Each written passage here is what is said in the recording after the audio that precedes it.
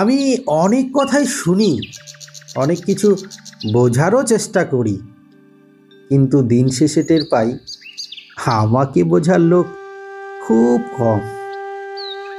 আমার মন খারাপ থাকলেও সবাই ভেবেই নেয় আমি ঠিক আছি, কারণ আমি চুপ থাকি, কারণ আমি কাঁদি না কারো সামনে।